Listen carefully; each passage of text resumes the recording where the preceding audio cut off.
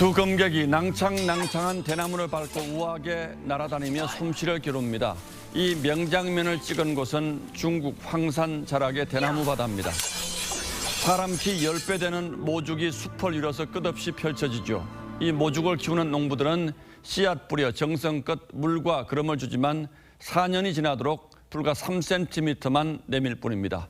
그러다 5년째가 되면 하루에 30cm씩 쑥쑥 자라 6주 만에 15m까지 솟아납니다. 인내할 줄 모르는 조급한 농부는 결코 거둘 수 없는 결실입니다. 차를 몰고 터널을 달리면 출구만 밝게 보이고 주변은 컴컴해지면서 시야가 좁아지는 현상 많이들 경험해 보셨을 겁니다. 심하면 상황 판단과 대처를 못하는 일종의 시각장애, 터널 시야라고 하는데 어떤 목표에만 외골로 집착해 서두르다 낭패를 보는 심리 현상을 가리키기도 합니다.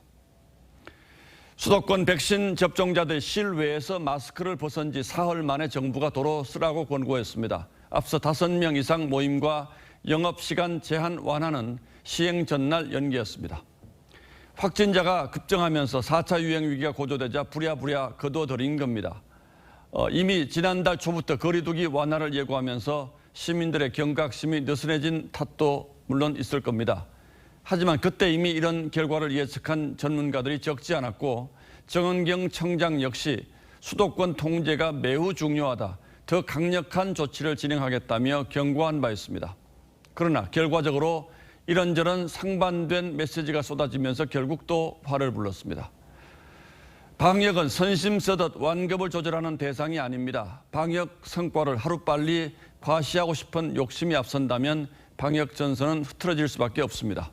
지난 1년 반 우리는 그런 경우를 여러 번 봐왔고 그러고도 지금 또다시 목격하고 있습니다. 지난 연말과 연초에 대통령이 거듭 천명했던 말을 떠올립니다. 이제는 드디어 어두운 터널의 끝이 보입니다. 또 하나 지적하지 않을 수 없는 게 방역에 내 편이 있을 수 없다는 점입니다.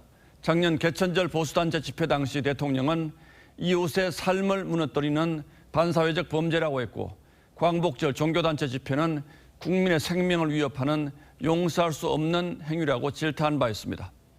여권에서는 살인자 운운하는 극단적 발언도 있었습니다. 하루 확진자가 75, 166명이던 때였습니다. 그런데 그제 민노총 불법 집회에 대해서는 들릴 듯 말 듯한 소리로 단호한 법적 조치라는 원론을 언급했을 뿐입니다. 이러니 정부를 믿고 따라달라는 호소 역시 국민들 귀에는 모기 소리로 들릴 밖에요. 10월 5일 앵커의 시선은 또 터널 속으로였습니다.